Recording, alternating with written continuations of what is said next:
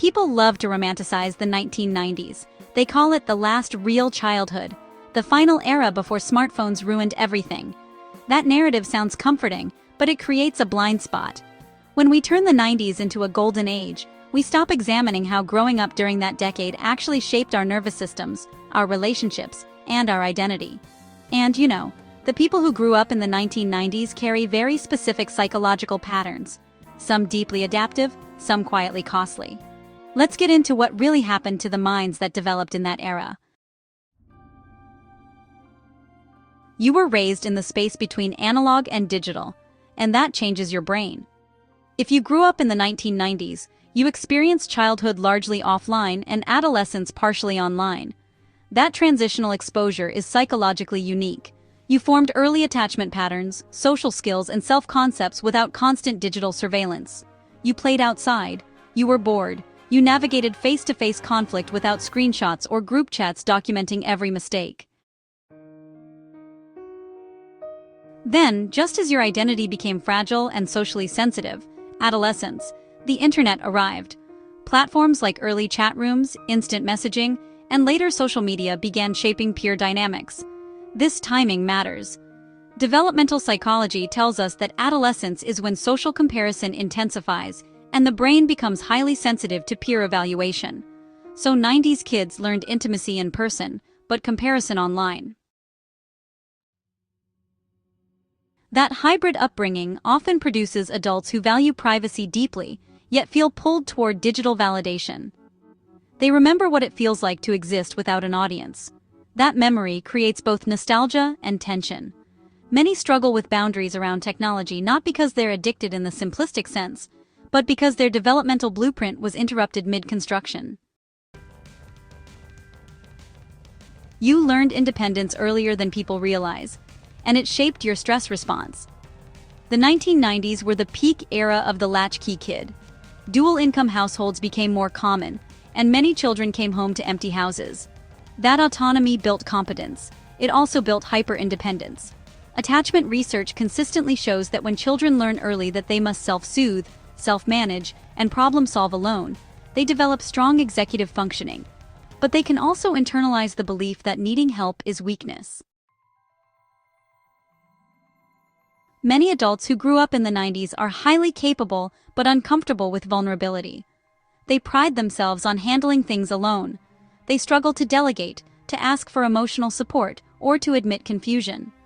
In therapy, this often shows up as burnout masked as resilience. They don't collapse under pressure. They overfunction. Their nervous systems stay in low-grade alertness because independence was rewarded early and often. If this sounds familiar, the work isn't to abandon independence. It's to relearn interdependence. To recognize that psychological maturity includes allowing others to carry weight with you. You were raised on optimism, then came disillusionment. Children of the 1990s absorbed a cultural narrative of expansion. Economies were booming in many parts of the world. Globalization was accelerating. Media carried an undertone of possibility. Even pop culture reflected a certain brightness, whether it was the rebellious humor of the Fresh Prince of Bel-Air or the aspirational glamour of Friends. The world, at least from a child's perspective, seemed upward trending. Then adulthood arrived alongside recessions, global crises, and institutional mistrust. The psychological whiplash matters. When early schemas, the mental frameworks we use to interpret reality, are built on optimism, and later contradicted by instability, cognitive dissonance emerges. Many 90s-raised adults carry a subtle sense of betrayal. They did what they were told: study hard, go to university, build a career. The promised stability did not fully materialize. This doesn't just create frustration, it creates identity confusion. If success was framed as linear and merit-based, then systemic complexity feels personal. People internalize macroeconomic instability as individual failure. The corrective insight here is psychological differentiation, learning to separate self-worth from structural volatility. That's not political commentary, it's mental health preservation. You developed strong in-person social skills, but conflict avoidance too. Because so much early interaction was offline, 90s kids learned to read facial expressions, tone shifts, and social nuance in real time. They weren't buffering behind curated profiles. This tends to produce adults who are highly attuned to subtle cues. They can sense tension in a room. They often possess strong empathy. But there's a shadow side. When you grow up navigating social hierarchies without digital escape routes, belonging becomes intensely important. Peer groups in the 90s were often geographically fixed. If you didn't fit in at school, there was no online subculture to retreat to. That environment, really trains social adaptability, and sometimes people-pleasing. Many adults who grew up in that era learned to smooth conflict rather than confront it. They became the mediator friend, the easygoing partner, the one who doesn't want drama. Over time, that suppression of direct confrontation can morph into resentment. The psychological adjustment here is learning assertiveness without aggression. You don't have to abandon your relational sensitivity. You just need to integrate it with clearer boundaries. You were told you were special, and that shaped your achievement anxiety. The self-esteem movement peaked during the 1990s. Children were frequently affirmed, encouraged, and told they could be anything. On the surface, this sounds purely beneficial. But research on motivation tells a more nuanced story. When praise is global, you're so smart, you're amazing, rather than process-based, you worked hard, you improved, it can create performance fragility. Many adults raised in that environment fear being exposed as average, not because they're arrogant, but because their early identity was built around exceptionalism. When real-world feedback becomes complex or competitive, it threatens their self-concept. This explains the paradox: high ambition paired with imposter syndrome. The solution isn't to lower standards. It's to shift identity from fixed traits to adaptive growth. To see competence as built, not bestowed. That psychological shift reduces anxiety without diminishing drive. You witnessed the birth of constant comparison, and internalized it differently. Unlike younger generations who grew up fully immersed in algorithmic feeds, 90s kids remember life before constant metrics. They remember not knowing what everyone else was doing at all times. That contrast, honestly, creates awareness. Many feel uneasy about comparison culture precisely because they experienced its absence. However, adolescence is a critical window for self-evaluation. When early social media platforms began emerging in the 2000s, they coincided with identity consolidation for many 90s-raised teens and young adults. The brain, especially the prefrontal cortex, was still developing. Social ranking systems hit at a neurologically sensitive time.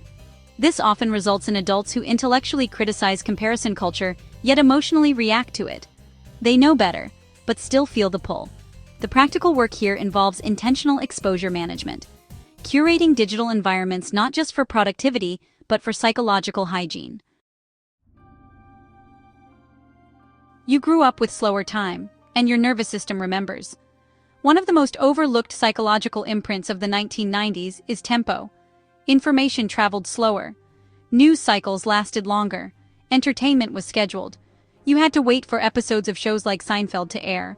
Anticipation was built into experience. That waiting trained patience and delayed gratification in subtle ways. It also allowed cognitive rest. There were natural pauses. So, today's on-demand culture, it really erodes those pauses we used to have. Many adults who grew up in the 90s, they feel chronically overstimulated. Not because they're fragile, but because their baseline was just, different. Your nervous system adapted to one rhythm, then was kind of thrust into another.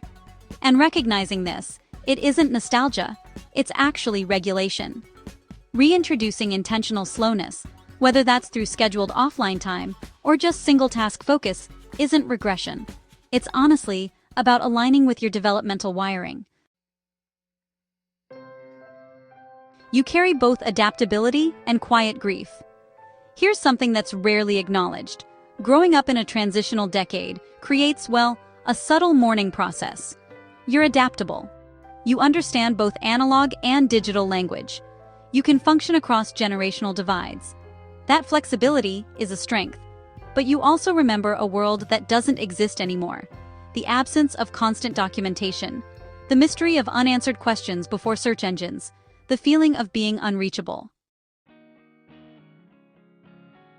That memory can generate a quiet grief, especially when raising children in a hyper-connected era. Grief doesn't mean the past was perfect, it means it was formative. Processing that feeling, rather than dismissing it as mere nostalgia, allows integration. You don't need to return to the 90s. You need to understand how it shaped your internal blueprint. So what does all of this mean in practical terms? If you grew up in the 1990s, you likely value authenticity because you experienced life before performative identity became normalized.